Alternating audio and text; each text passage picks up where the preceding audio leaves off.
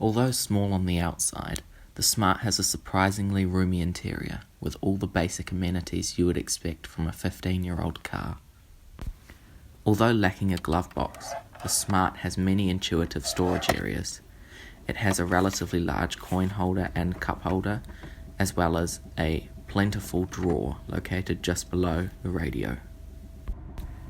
There is a relatively modern climate control system with air conditioning and a heater, and various modes to direct and control airflow.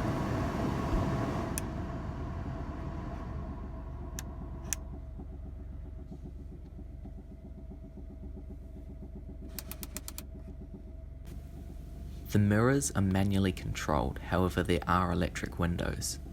The window switches are black circles and are part of a circular theme seen throughout the entire car. The driver's side door does not have a switch to control the passenger side window, however. There is ample courtesy lighting in the cabin, with a small light on the centre stack and a large light behind the rear seats. Also behind the rear seats are storage hooks on both the driver and passenger sides.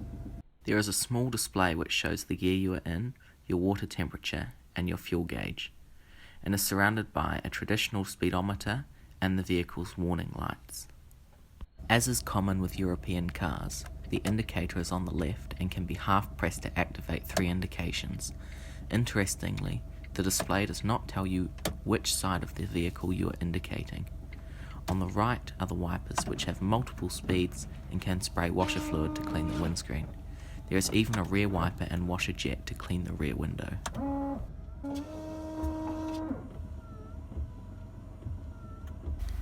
There are fog lights that can only be turned on when the main lights are on. They are located in the front grille and provide even more illumination of the road ahead. The vehicle will automatically re-lock after it has been unlocked for 60 seconds, but no doors have been opened. Once unlocked, if the vehicle is not started within a couple minutes, it will automatically immobilize itself. To deactivate the immobilizer, press the unlock button on the key, then the car should start.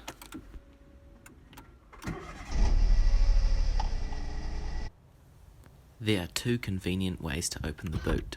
There is an electronic button located in the driver's footwell, showing a smart car with its rear hatch open, and there is a button on the key. There is a useful privacy cover, and the boot features a split folding tailgate, much like a Range Rover. This means that one can make use of all the space the boot offers. Although the boot is small, it can easily fit the weekly shopping. For additional space, the passenger seat can be folded flat by pulling on the tabs located to the left and right of it.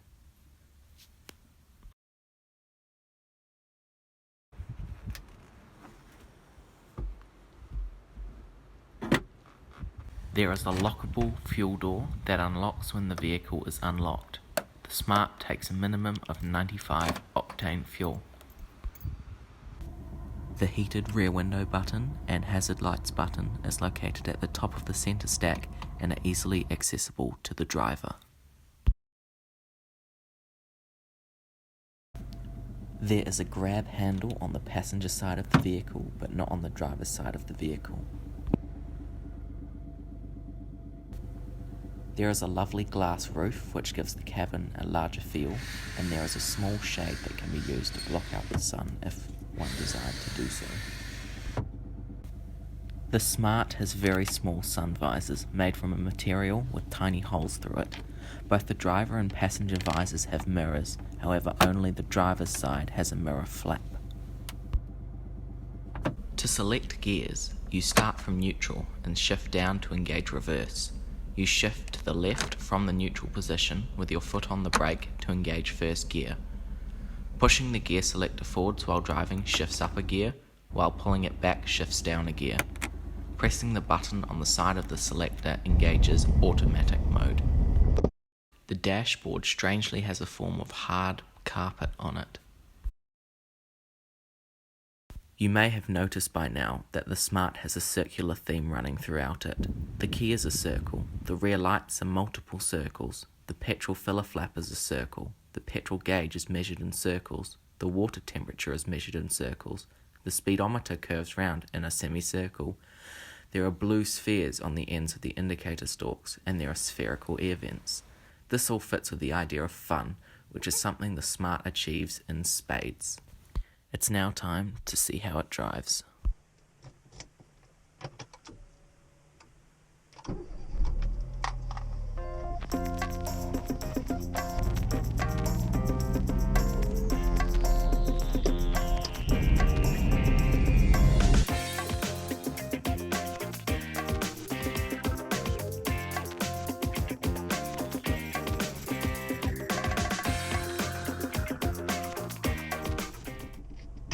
Okay, so back in the Smart, now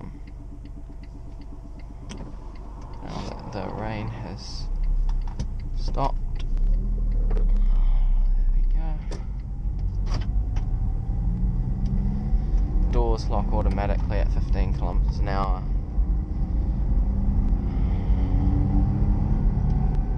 That lovely 3-cylinder growl that you don't really get in any other car. Almost like the 5-cylinder growl in an original Audi Quattro or something like that.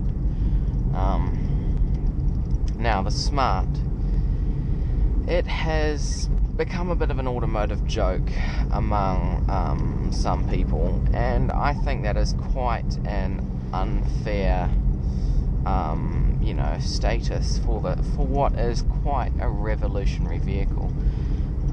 The Smart is much like, I think, an original Mini or a Volkswagen Beetle, in that it pushed automotive design and what could be considered a car.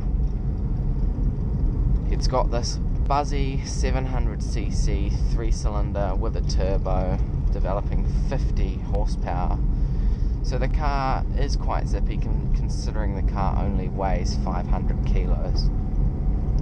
It's got no power steering, and only very little very skinny tires. I think what people forget is, unlike a Mini, which was kind of built to be fun to drive, the footprint of a Smart car and the time that it was built in, the late 90s, early 2000s, meant that you could not really have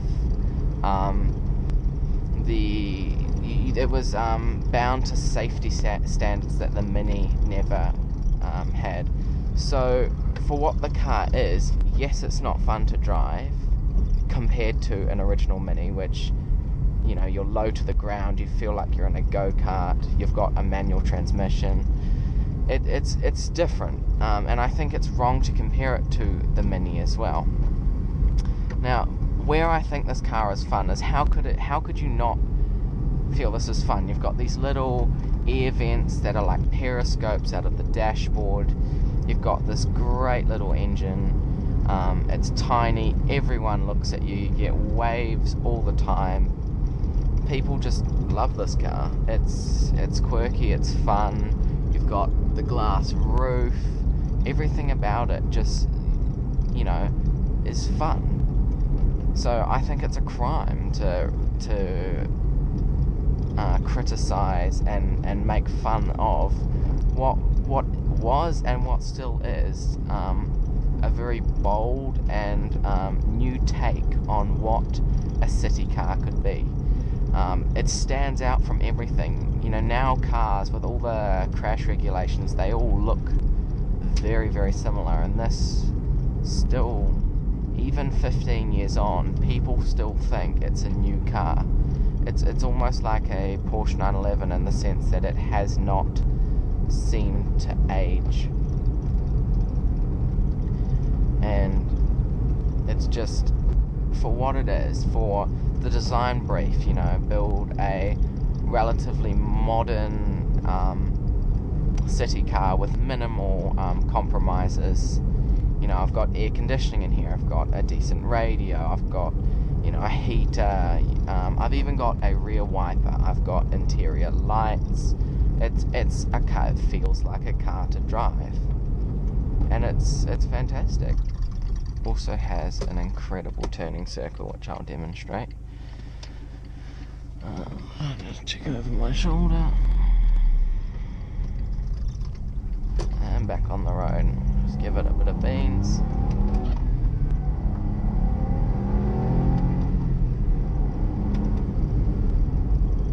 So yeah, it does have quite a bit of go for what it is, and it is still a very fun car to drive.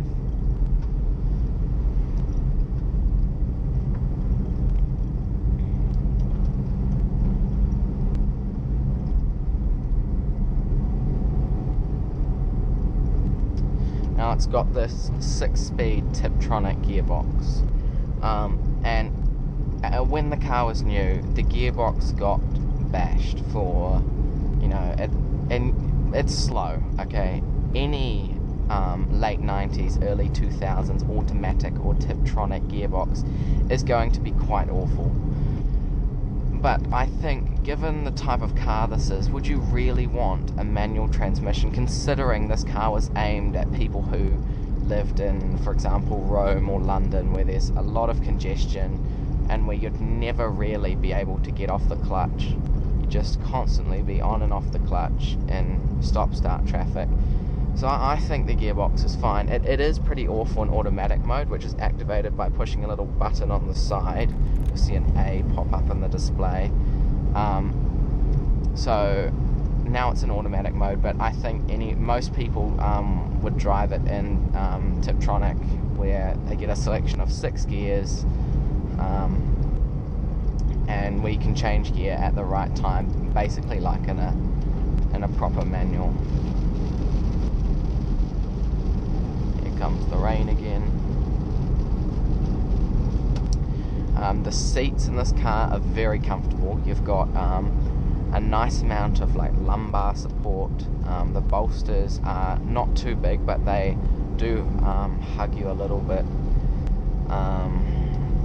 All the controls are easy to navigate, and I'll just take that out of automatic, back into manual. It is a car you don't really want to push the limits of. It has very skinny tyres. The traction control comes on if you take corners at the above recommended speed, even by a few kilometers an hour. It's definitely no Mini, but then it couldn't be relative to the times that this was built in. And there's a lot of space in here. The windscreen is very far in front of me, but literally the front of the car is just right there.